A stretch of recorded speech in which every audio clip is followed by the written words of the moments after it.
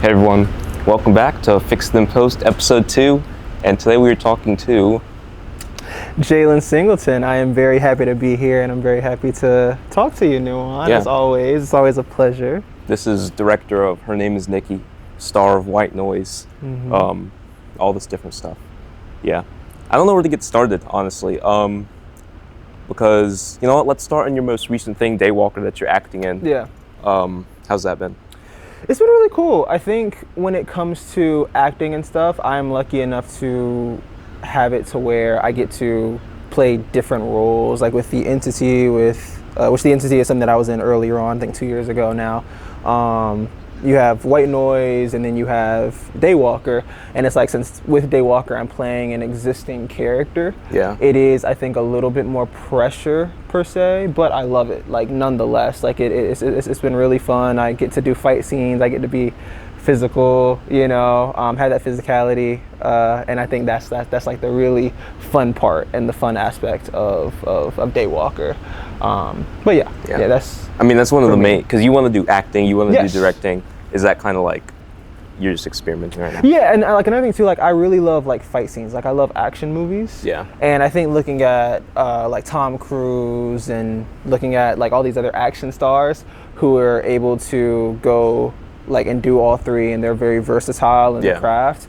I think for me that like Daywalker's kind of giving me that, to where I can act, but I can also do action scenes, and I can also show like that I can do action scenes and not make it look like goofy or anything like that. Yeah. And I think the director is happy with what we've had so far. I hope he is, at least. But yeah, that's, for me, I think the joy in Daywalker, you know? So I guess like for you, what is your view on that whole area of versatility and how we can do that while we're at this stage? Well, as of recent, it's definitely, I've been like seeing a lot of things that have been inspiring me a lot. Because we do kind of need to be like a Jack Army knife at this, or Swiss Army knife at this stage in our filmmaking careers, right? I just watched this video earlier that was like, it's this YouTuber, and there's so many of these YouTubers who are like crazy at like editing and cinematography and directing, and they're doing it all themselves. One thing that was really inspiring, I was listening to a podcast with Alfonso Cuarón, who did, if you don't know, he did Roma, he did Children of Men, he did Prisoner of Azkaban. Yes. And he was telling the people he was talking, he said, you know, I was a boom op, I was a, you know, camera assistant, I was an assistant director, I PA'd at first, and it's like, okay, this guy's a big Hollywood director who, you know, came from Mexico, where he said the film industry wasn't that great, and if he was a, you know, a boom op, then, you know, nobody's above doing all the small stuff. Yeah. So yeah, that's really where I am right now, and it's also like, just doing a whole bunch of stuff is another thing. Like I talked to someone who, because my mindset has tended to always be like quality over quantity. Yes. But I feel like that's almost kind of shifting, because at this point, someone was like, when you're at the beginning, it's almost quantity over quality. It's just pumping stuff out and making sure it gets seen. Yeah. And yeah, I'm just, so now I'm like pumped to just get out there and do some stuff, you know? Yeah, that's exactly how I feel, because over this semester, I've really, I mean, you know, I've been struggling a lot with like, I just want to get something out. Like written 3 scripts, you know, we know what happened with lines, which you guys will see. It's going to be eventually amazing. You know, we have The Model, and now we're working on this other script that we got going on. But even like looking at all 3 of those, it's kind of like a thing of like, okay, which one of these can I actively like do this semester? Because I don't want to leave this semester with, you know, no projects, or a project that I don't really fit into the type of genre that I want to do, which is like love and emotion and making the audience or making the people watching it feel. But at the same time, I don't just want to put out crap for just, you know, the sake of putting out something. You know, and I think that's the struggle of being a student filmmaker and just starting out like we are, is knowing that fair balance between quality and quantity. Because at the end of the day, most of this stuff is going to be going on your portfolio or on your website or stuff like that, and you know, you want your stuff to look good. And you want your stuff to be good, and you really want people to like your stuff.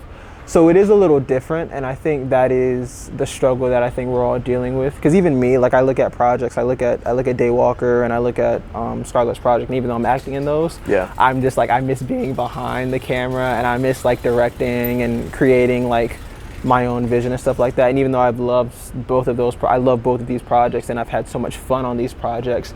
There's nothing like being behind the camera. Yeah. So I think that's kind of what I've been struggling with this semester is getting back in. And I think with Her Name is Nikki, it was such a fun experience. It was stressful at times, but it was fun. And it was so simple. Yeah, it was very simple. I would say the most stressful thing about it was scheduling. But even that, it was like, once we figured it out, we got moving, we got going. Yep. And we worked around it. But I think that even like doing that was so fun, and it kind of like ignited a passion in me, because before it was just actor and writer. Started out as a writer, then actor, and now like directing is, I think, really like the direction that I want to go. Like I think there's like a trajectory for my career that I want to go. Like I want to go actor, writer, director eventually. Okay. And I think with Her Name is Nikki, it was such a beautiful experience, to see Sophia act, to see Abby act, to see Nico, give Nico his first role. Yeah. Which actually a story about that is at the Gold Reel, I was sitting right behind Nico, and when you saw his name like go on screen, and when you saw his first appearance, Nico Jonfro. Yeah, Nico Jonfro, his girlfriend, like she leaned next to him and she was like so proud of him, and like she like I was wiping her face because I think it was like such an emotional experience for her because she was so happy for him. And I think even just something as simple as that, like allowing people to live their dream and allowing people just like myself to live the dream and do something with film, and something that you like a few months ago or a few weeks ago you could have never said that you've done. Yeah. I think that was the really fun and beautiful part about Her Name is Nikki for me. And you almost have to avoid like the egotistical part of it. Exactly. Where it is like you're enabling people's dreams. That's so extreme for the small short films we're making. But it's like, like I'm pretty much giving this actor an opportunity if they really want to be part of a project.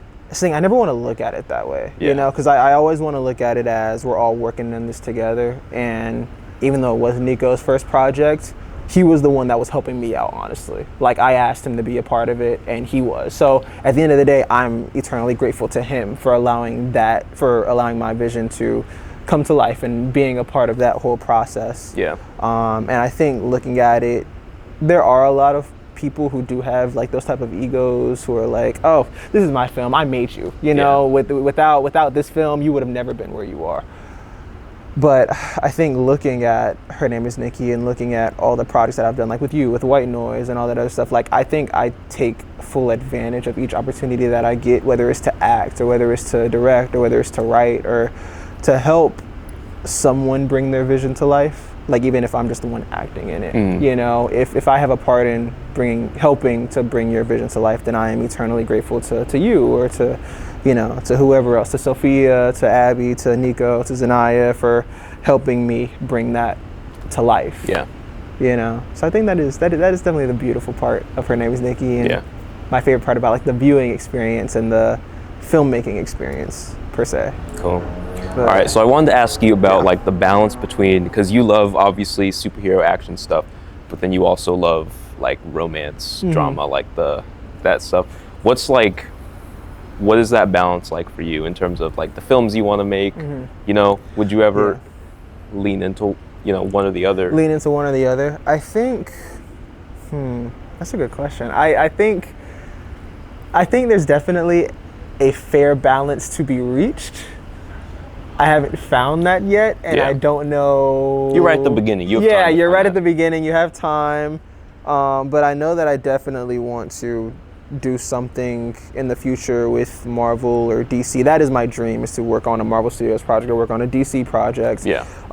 But when you have the type of films that I want to make, which are about love and because I've had my own experiences with love, and I've had my own experiences with relationships and unrequited love and being in love and all this other stuff. I think that I have a lot of stories to tell when it comes to that outlet. And if I can allow one person to feel heard when it comes to love stories, then I would love to lean more into that original love emotional storytelling Yeah. per se, but still keeping that superhero action, like allowing, bringing one of my favorite aspects of media, comic books, to life. Yeah. Like with Nightwing that we have working on right now, like that's taken a while, but I already know when it comes out, it's going to be so satisfying.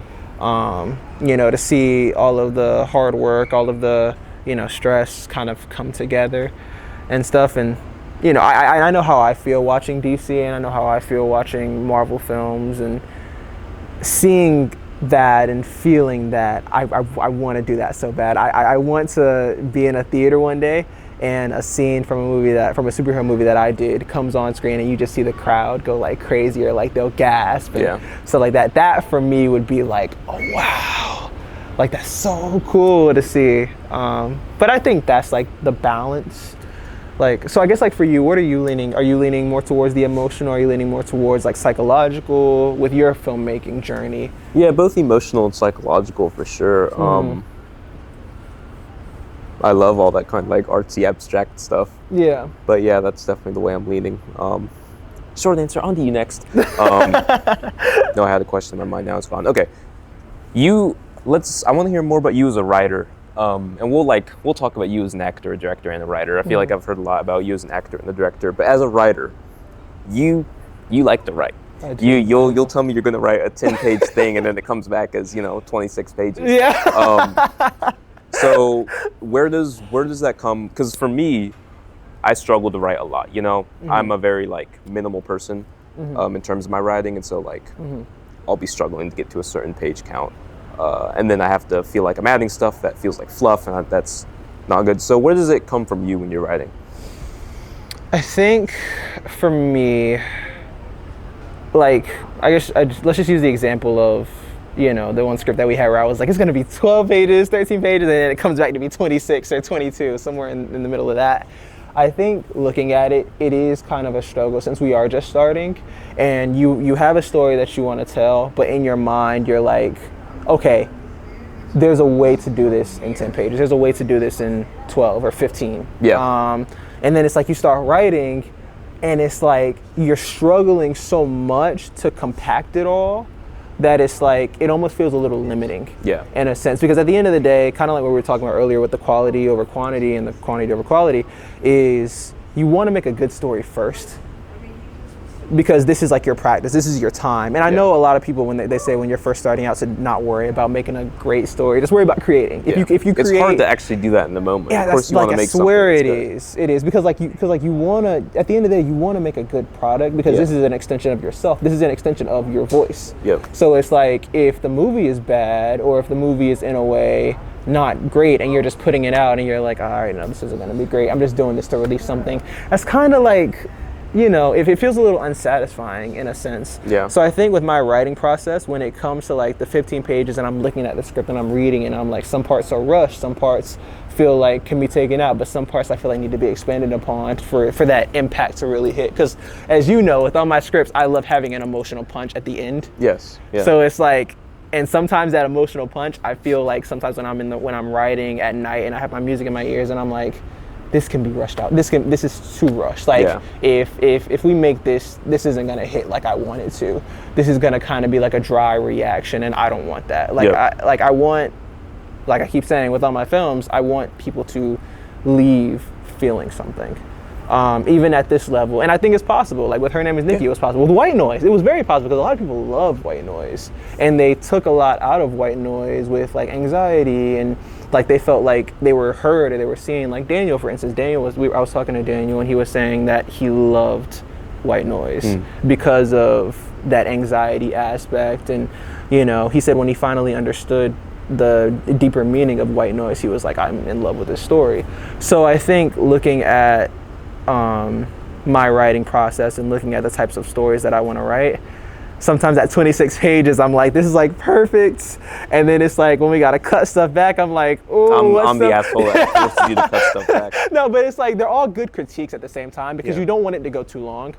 Because we're in the age of TikTok, we're in the age of social media. Well, that's not even like that. Yeah, because there was a thing about that. I think some celebrity said that, everyone's attention span is bad. And then a younger actor came back and said, well, like, No, because movies are a lot longer than they really were back in like the 80s and 90s. Because it is a balance. Because like there is like that TikTok brain kind of effect on a lot of people. But then a lot of the films that do get popular are like Oppenheimer was 3 hours, Barbie's like around 2 hours. Like that's the average time for a movie now. And like you have like Everything Everywhere, which was pretty long as well, maybe 2.5 or something like that. Yeah, I think Everything Everywhere was like 220 or something, like somewhere around that. But that's not even like. Cause when I'm like sitting here, you know, reading your scripts, like God, marking it off, Xing everything, like a producer. Not enough money for this one. It's not even really the length of the runtime that is a problem. It's just like, if you had a script that was like, you know, we were filming here and it was 30 pages, cool. It's just like you'll have some stuff in like some office building. Yeah, some office buildings, and it's like how we do this. See, and that's another aspect of student filmmaking too, is finding locations. Yeah. And I think me and you have talked about that so much, how we feel that so carries limited. The cinematography, like. And it's like locations, even like with Daywalker, seeing what Jackson has been able to do with the locations that we've had access to. Yeah. It's kind of insane, you know. And it's like I have to learn how to incorporate that more into my stories, which is why the script that we're writing now is just one location, because at the end of the day, until we can find more locations to use like this or somewhere that's not on campus, because nearly every like you turn to your right, there's a C, you look on the ground, there's a C, people are going to know it's UNC Charlotte. And if you're trying to go for another type of environment, like for Nightwing, like a drug running business, if you see on the side of a bus there's a Charlotte, it's like they're doing it on the college campus. It's like you know, that kind of takes the impact away from the storytelling and from you getting sucked into the story, because it's like, this is supposed to be this type of area. Yeah. But I see the Boardwalk Billies right here, and it's like, oh, this is supposed to be like a grungy area. That's like a fun restaurant, you know. And I think even like with my writing, thinking about like, I think locations is a really big part of my story, and I think sometimes I like to go a little too deep to where it is a little bit more fluff, and then we start cutting it back, and eventually we get to that area where it's like, I'm happy with this, let's go and shoot it. Like with lines, we got to a point where we were happy with it. It's just other factors allowed us to push it back. But with all the scripts, it is that working process when it comes to environments, when it comes to different factors of filmmaking aside from the actors and the producers and the director, you know, themselves. That is the struggle, I guess. So like for you, when it comes to like your writing process, how do you, when it comes to like you and your internal location scouting, I guess, when you're writing your script and you're thinking of a location for a character, for a scene, how do you go about that with what we have necessarily? It's really difficult. Because, I mean, like, I'm just trying to think of what we have around Charlotte. More recently, I've been trying to not restrict myself with that. Like, I was storyboarding something that, in my mind, there was, like, this, like, old kind of, like, wooden cabin in the middle of the woods location, right? And I was like, I don't really know where I'm going to get this from, but I'm going to keep on storyboarding this because I think that's what would work. Yeah. And I was recently looking on Airbnb, and I found this cabin that would be, like, really good for that. So I have been trying to, like, not do that as much, and obviously like having a car and free reign around everywhere helps a lot. Yeah. Yeah, less about me. This is random. I wanted to ask you, what do you listen to when you write? Because you just mentioned that you. What do I listen to when I write? It all depends. I know there's some jazz in there. Yeah, definitely throwing some jazz in there. Throwing some Miles Davis. Throwing some. I listen to like some upbeat lo-fi, like Lakey inspired. Normally his music is used as like background for YouTube videos and vlogs, and stuff like that. But when you actually listen to his music, there's like, it's like a beautiful composition there. I listen to more sad songs if I'm trying to write a sad scene, and I truly listen to what like the artist is saying, and then I'm like, okay, how does this make me feel, and how can I low-key kind of emulate it a tiny bit within this scene in itself. And then I also look at, sometimes if I write this scene, could this song go over it and make it sadder? Sometimes. I mean, knowing full and damn well that I'm not actually gonna put the song over the scene, it's just like in my head, if it's an emotional song, would it tie together with this emotional scene? I feel I've done that before, like listening to a song as I'm writing, and then I'll go back without the music in me. You're just like, damn.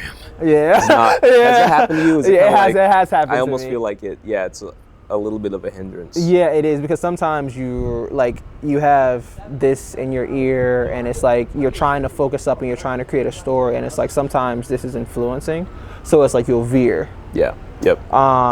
That actually just happened to me like a few days ago with the one take thing. I was writing and I was listening to a song and I was like, oh, if I didn't have this. So then I went back and rewrote the part without music and it came out way better. Yeah. You know? So it's like sometimes music can be a hindrance, the music that I listen to, or how I'll do it is when I'm doing my little treatment or when I'm doing my bullet points for the characters or for like the scene structure, then I'll listen to music. And like in the scene structure, I'll add in like little lines that I think are important to go in the scene. And all that's left is building around how do we get to these lines, how do we get to these moments and make them feel earned. Yeah. And I think that music helps with that aspect. When it comes to actually writing, it needs to be, if I'm listening to music at all, it needs to be jazz or lo-fi. Yeah. Per se. Or else it does come out a little skewed and like, ooh, I could have did better if I didn't have music, you know? Yeah. But yeah, that's, for me, the process that music plays into my script writing. But what are your like inspirations in terms of writing? Are there like books, movies, or do you read other scripts, like other screenplays of like movies that you like, or which ones have you? I read the La La Land one. Okay. The ending screenplay, or the ending to that screenplay was, it gets me emotional. Even like, and now watching it gets me emotional in itself because it's a horror movie. If anyone says that it's a love story, you're lying. But like watching like reading the ending to that screenplay and seeing how the writer puts his intention into the screenplay, that in itself is interesting, because I think how we learn scripts sometimes is to be descriptive but not too descriptive. Like everything that you see should be displayed through the actor's voice or through what the actor is saying. Yep. But I think how the La La Land screenplay is, it's like he writes in the writer wrote in what they intended. Like when Emma Stone's character is looking at Ryan Gosling, he puts in the look is a sense of longing. She feels that it's the end. Yeah. I think stuff like that is important, you know, for screenwriting, because that also, I think, in my opinion, helps the actor too, because they're like, okay, this is helping me get into this character's mind a little bit more. Yeah. Because what's important in a script is more than what you see. It's also, for the actor side of things, it's what the character is thinking, what the character's motivations are.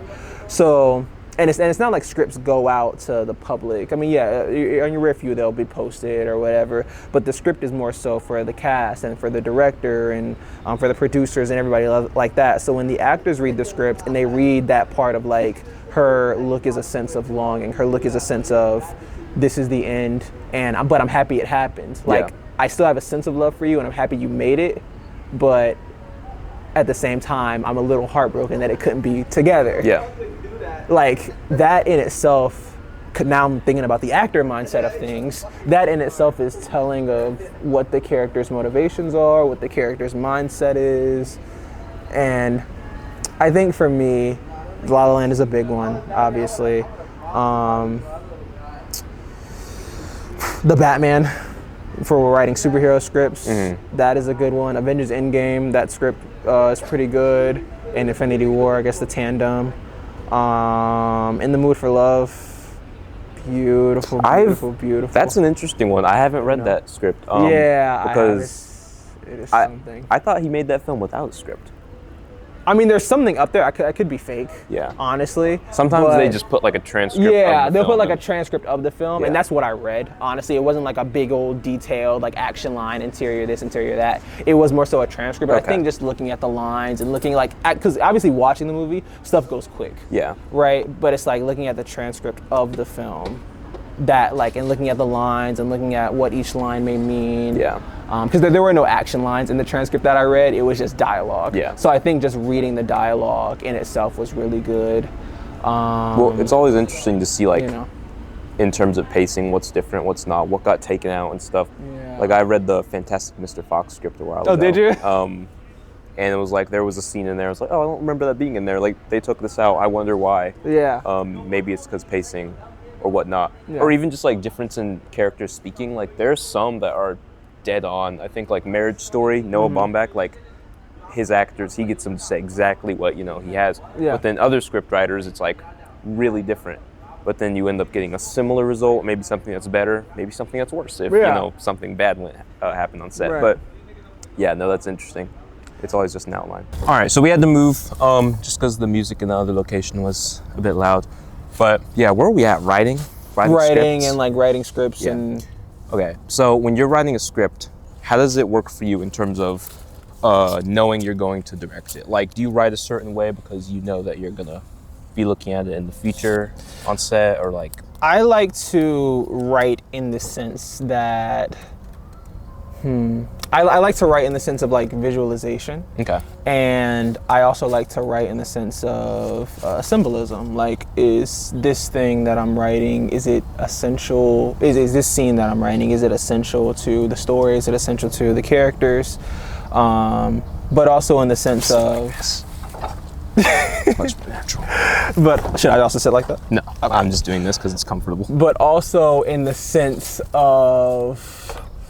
Well, one, I really like to write pretty fast. I can't lie. Like, even like I told you at times where like I'll have like the script to you by this time, and then I'll normally, if not like a day later, like I'll just write away because I'm like, okay, so I told Nuon that I'm gonna have it to him by this. Then I'll keep writing and writing, and then I'll send it to you. You give me the notes, and then I'll go back to writing immediately. Yeah. Because I think I've also really been itching to shoot something, so it's like the writing process for me is always the process that's like, okay, I'm writing, but I want to shoot this so bad. Yeah, that's the same for me. You know. Yeah, I'm a really slow writer, which is not good. Yeah, well, I wouldn't say that's not good. I would say that everyone writes a little differently, and well, I guess when I say slow, I mean I procrastinate on it a lot. Yeah, but I also think that's like a struggle with writers, you know. But like, I think I talked to Stringfellow about this, and Stringfellow was like, "There's no such thing as writer's block." You know, it's just a thing of you needing some time to take away, think about the story, and then come back. Because I mean, honestly, I found that a lot too, where it's like you struggle at times with the story and what direction you want to take the story. But it's like once you take a step back and truly look at it with fresh eyes, I guess you want to say, then I mean, so sometimes the vision comes to you, the lines come to you, and it's like, oh wow. Like I got this, and then you start writing, and then you truly, like, for me at least, I like to like act out my lines to see if they sound natural. That's something I need to start doing. Yeah, because like sometimes I'll write and then I won't, or I'll act it out and then I'll be like, no, this doesn't sound natural. Yeah. And then I'll also like improvise it just to see like if I want to add in a word or two that would make it sound more like realistic dialogue. So I'll add in like and stuff like that. And even though it may look like a hitch on the page or may look like a thing that like doesn't need to be there, I think for dialogue you want to make it sound as realistic as possible. How much of that do you think should be led up to an actor? Like, do you think there needs to be an in there? Because I almost feel like, at least for me, I feel like an actor sees an in there, and then now they're thinking about that and that's going to make it more unnatural because they have to consider that instead of just letting them go like, hey, paraphrase this, you know? That's an interesting question because I don't think I've ever personally thought about that aspect. I just kind of think about it like I'm the actor, and it's like a thing of like, okay, I would place an here, so let me just write a here. Yeah. But it's like, I guess now that I'm thinking about it, that is kind of like a good point of like, if you do see the there, then it's like, okay, so I'm thinking in this moment I have to say Yeah. Or I have to like, at the three little dots, if I have before the three dots, then it's like, okay, so I have to say and then I have to pause. And then if you tell them they don't have to worry about that stuff, you're just back at square one where you already were. They might as well just paraphrase. That's true. And then they'll just end up saying the anyways. Yeah. So I think that is a thing that with writing that I have to kind of master, is knowing when to put like those and when to not put the And then also I think my dialogue is pretty good. I think it gets good at sounding natural. It's just like the scenes and the moments that I have to building the context. Yeah, building the context around, and also sometimes I have to make the dialogue seem in a way where it's like if let's just use the one take thing for instance. We're not cutting away to anything else but that one apartment, So it's like if there's moments between the characters that lead up to this argument, that lead up to this breakup, then it's like I have to think about, okay, how do I incorporate that in the dialogue without it sounding like exposition or without it taking away from the story? And I think that's the most challenging part. So I guess asking you, how do you deal with exposition in your writing? That's a difficult exposition. That's a difficult one. I will say that what you were saying about when you're writing something and the whole time you're like, yeah, I want to direct this, that's kind of like how I have been, where it's like my main motivation for it is like, okay, it's because I need to want to get out there and go do it. Yeah. Well, let me, I guess, ask you this. Do you feel like you should slow down on those parts? Because it feels to me sometimes like we're on a ticking time clock. Yeah. And it's like, I want to write, I want to get it out there, but it's like sometimes I'm like, I'm taking this too fast. Yeah. And like, I'm not fully getting into the story myself, because I like to get full depth into my scripts, and I like to write with the intention of like what I'm trying to feel while I'm writing, because I think that's how you'll get the most genuine script for anything. Like, if you're writing a psychological script, you want to kind of test yourself in a way like to where you're writing and you're like, oh, okay, if I was a viewer, I would see this in a certain way. But it's like sometimes if you're just writing to get it out there, then it's like you're rushing to things, and that can leave you in a spot in the rewrite where it's like, okay, I just have to erase this entire scene and just start from scratch. And that's the annoying part too. So I guess like for you, when you're thinking about that aspect, how do you deal with that? How do you, have you found a way to deal with it yet, or is it still something?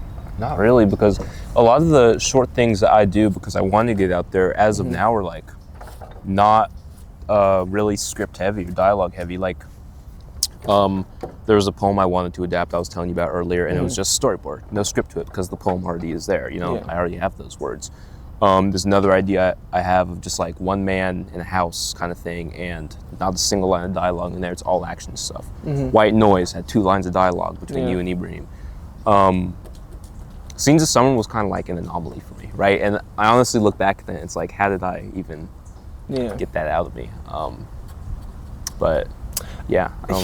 That is interesting that like Scenes of Summer is your most dialogue heavy, story driven thing that I've seen you personally write so far. And it was good, like it was amazing. Like I love Scenes of Summer. So it's like, I guess like thinking about that aspect, how did you come about that? What about Scenes of Summer and writing that, and since it is so dialogue heavy, what was your process? What was your writing process with that? The writing process was really just going at it and like writing different scenes. It's pretty plotless, that movie. And so like none of the scenes have a specific intention. It was just like, what can I say that reveals something new about the character, whether it's like they're feeling lonely or something about their parents, or their attitude towards like the future, you know? And I just kept it going. And like I said, like I do look back and it's like, I'm not sure how I'm not sure how it ended up so good, like it's amazing, but I'm not sure how it ended up completely not aimless. Like right now, if I wrote something like that, I feel like it probably wouldn't be that great. And maybe it's because someone was saying it's like when you make a film, it's like a kind of a checkpoint in your life, like how you're feeling at that time. So maybe that's what it was, you know. Scenes of Summer was a checkpoint for that point in my life. It's like now, if I were to go back and do something very dialogue heavy like that between 2 people, it'd be a lot different. It would be a lot different. That's the thing with like dialogue heavy stuff, is that it's hard. Like it is very hard. And even like this one take thing, it's like, this is mainly dialogue heavy.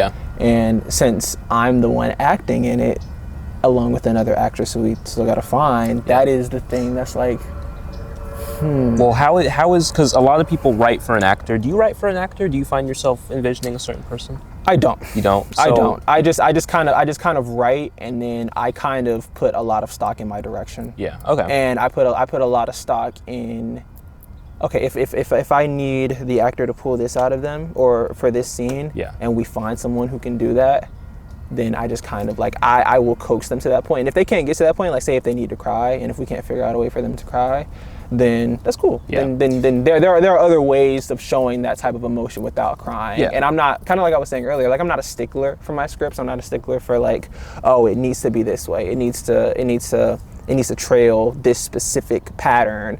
No, like if there's an emotion that you feel like you can't convey, or that is hard to convey, because we're all starters.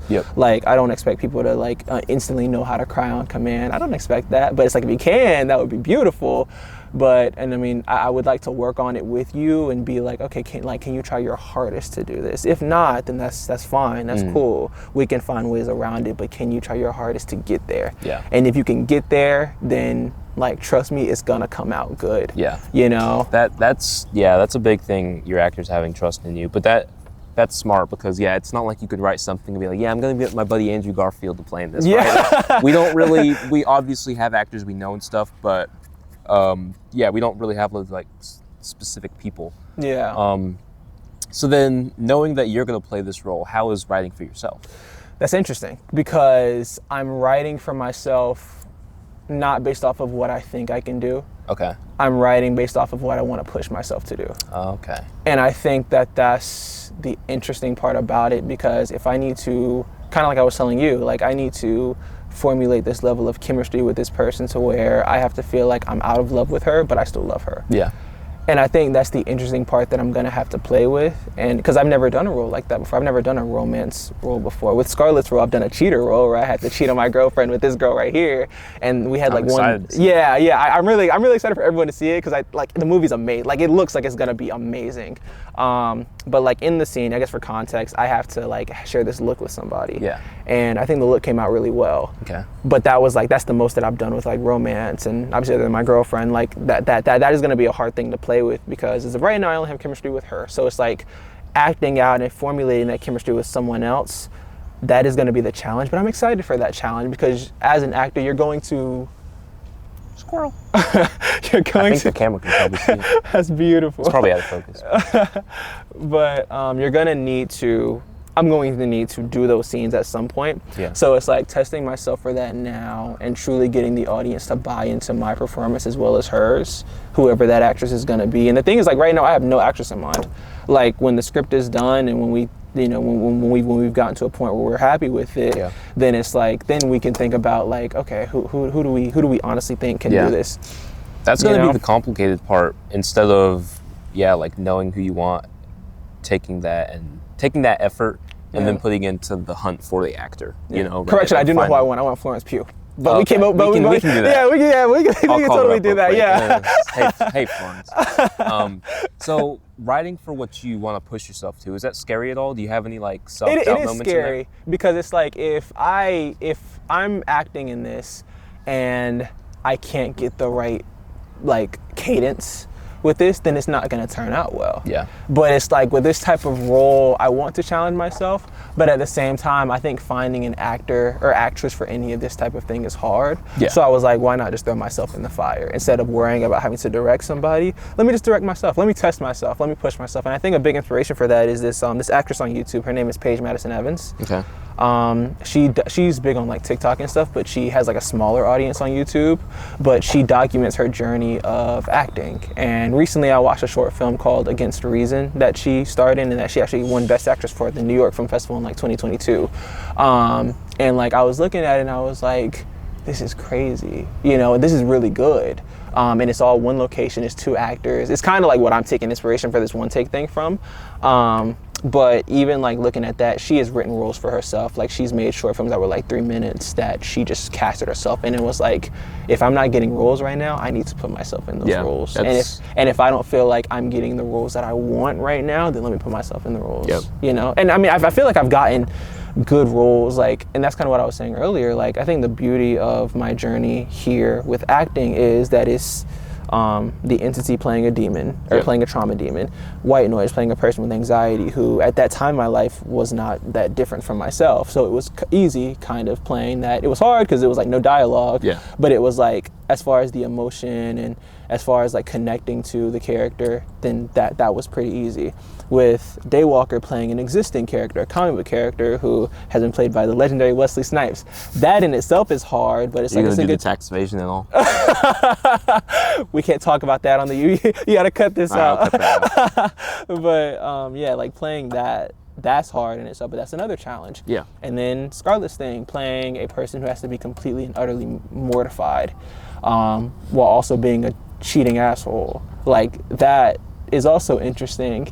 And it's like this role, like it's been a different trajectory. It's like up, down, up, down, up, down. And I think this will definitely be my most challenging role to date because it is going to be filmed like a one take. It's not going to be a one take, but it's going to be filmed like a one take. Yeah. So it's like there's going to be some long takes in there where it's like minutes, where it's like 3 pages or 4 pages at a time of dialogue and movements that I have to convey in the right position to not make it feel artificial. Yeah. And I think that's the thing with this type of script is I want it to feel as realistic as possible because so many people are going through this. And I'm basing it off of what I've seen in relationships. So it's like, it does need to be a level of realism and that chemistry needs to be there. And I'm excited for it, but I'm also nervous as hell. Yeah. I mean, because if you're not like, nervous, then there's something wrong. Yeah. I'm also like very nervous as hell because like if I can't pull this off, then the impact will kind of be null and void. Yeah. But yeah, I think that's kind of where I'm at with this type of script and like my preparation and in writing for myself, you know? So do you think that you would ever be interested in writing for yourself, like writing a role for yourself? For me, acting is one of those things where it's like I see it being done, and it's like I could deliver a line. I could look good in that role. Heck yeah.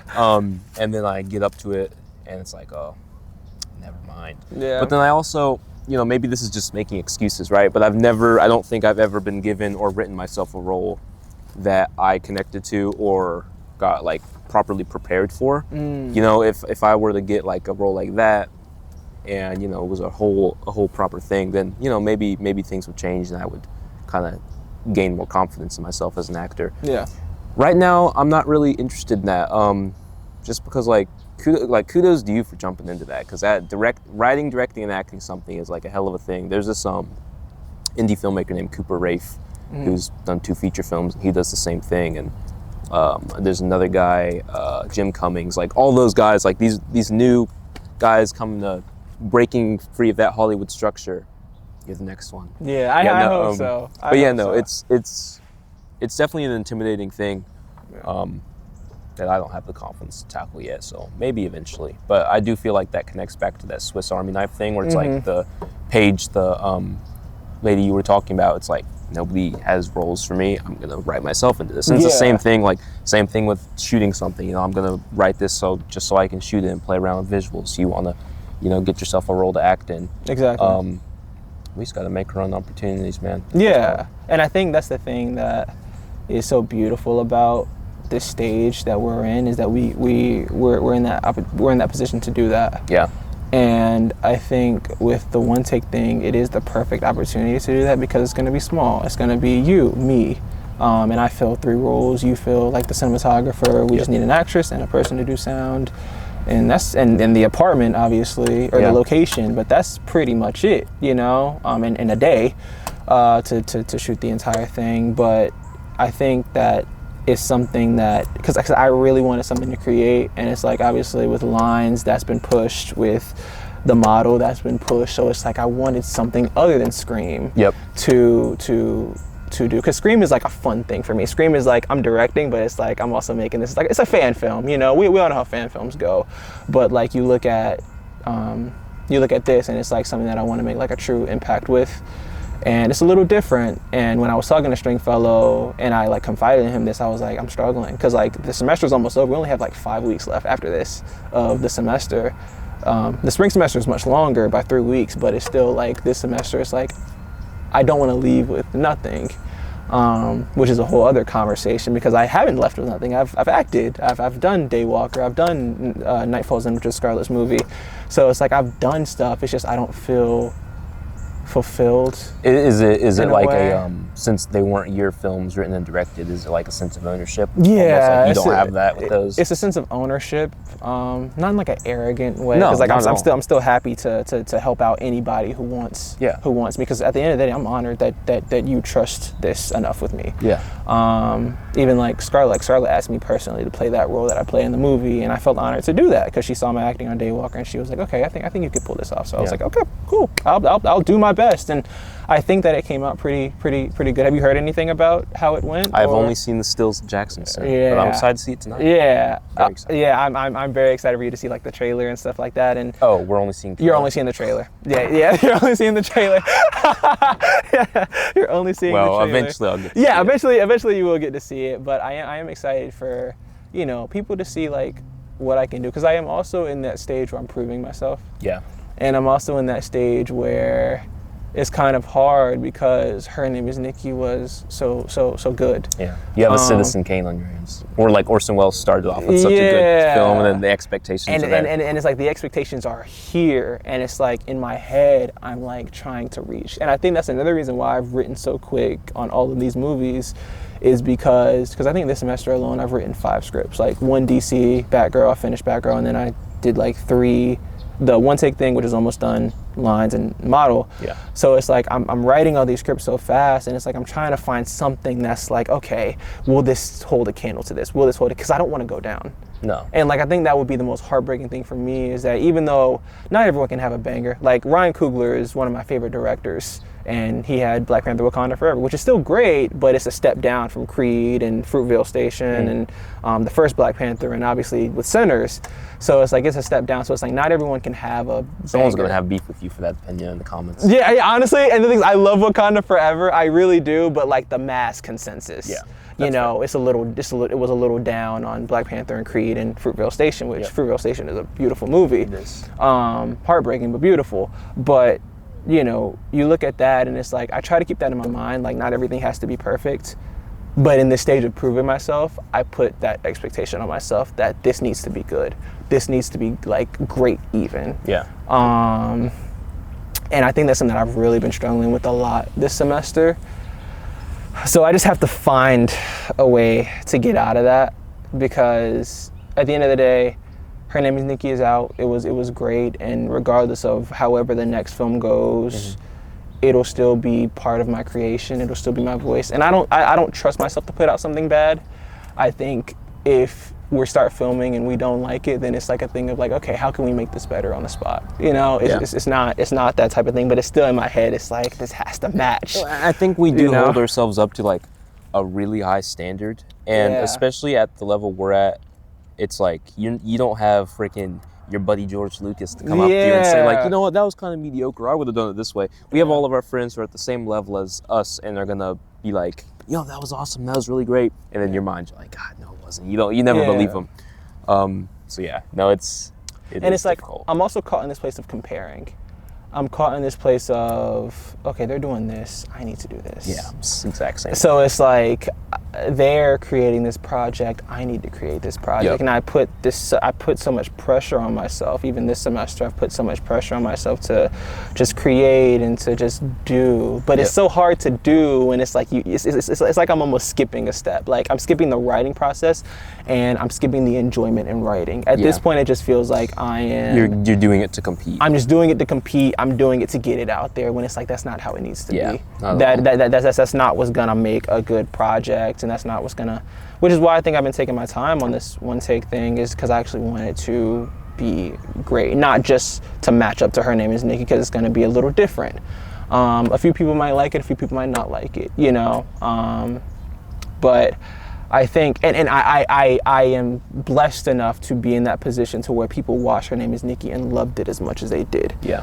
I think for a debut film, for what it did, what it stood for, what people's impact, what impact it had on people, I think that in itself was really good. But it's just that thing of comparing, and even in a way I'm comparing to myself. I'm like, you know. So and I think that's, comparing to yourself is a good thing. Honestly. Because you see how you improved or did worse. Honestly, depending on how it goes. Definitely depending on how it goes. But I mean, I guess like what's your view on that? So like coming off of Scenes of Summer, then going into White Noise, then going into the Bite. I 100% agree with you on like seeing other people doing their things. Sounds blind to me right now. Seeing other people do their things and being like, dang, I need to get out there and I need to do that, because it is very like comparative. Yeah. It's difficult though. It is very difficult. And I think like what's crazy is that like I know we've only worked on like 2 projects together, but both of those projects have been pretty damn good. So it's like I think that for the both of us, we kind of have like an understanding. I think that's why we work so well together. Yeah. Whether it's me as the actor, you as the cinematographer / director / writer, or me as the director, you as the cinematographer, and we're working on this project, I think we have a good understanding, because we both kind of deal with the same things. We both deal with that thing of comparing. We both deal with that thing of like wanting to hold yourself up. And Scenes of Summer was a phenomenal movie. Thank you. So it's like you look at that and you're like still in your head, you're like, okay, did White Noise compare? Did, you know, how did it compare? Did people like White Noise better than Singleton Summer? Did people like Singleton Summer better than White Noise? Did they feel like White Noise was a step down? Like, it is still that thing of comparison that I think we both struggle with, which is why I think we're good pretty together. Yeah. Leaf attack. Yeah. So I guess, like, for you, how do you feel like White Noise, like, that process and that, like, I guess almost a year later, how do you feel like White Noise stands to you now? Has it been a year since It's almost been a year. Honestly, we shot it in last November, yeah? Or I released it in last November. It was October or September that we shot it. And I released it last November. Yeah. So you're right. Wow. I know, time flies. Time really does fly. So what's the question? Like, what for you, how is it looking back on that film, as that was the film that you directed immediately after Scenes of Summer, right? Like that was your idea. Not that came after Scenes of Summer. Immediately, but yes, it came after. Mm-hmm.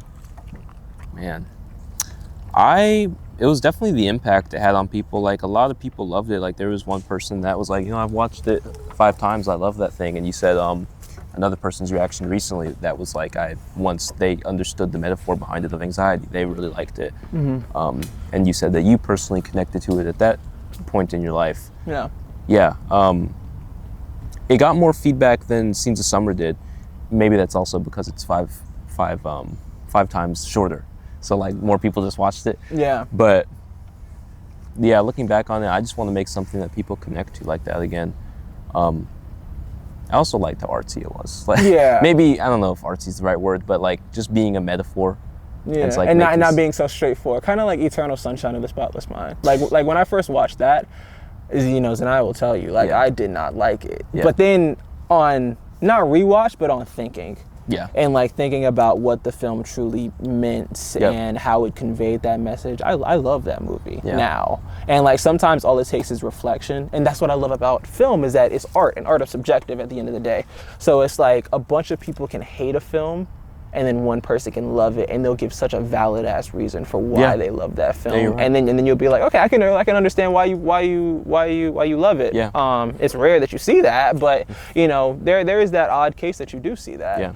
And then you also look at films like White Noise and Eternal Sunshine of the Spotless Mind, where it's like it may not be so straightforward, but then it's like when you really think about it and you think about how it connects to you and your own life and your own experiences, it's a beautiful thing. Yeah, definitely. I just want to make something that everyone can.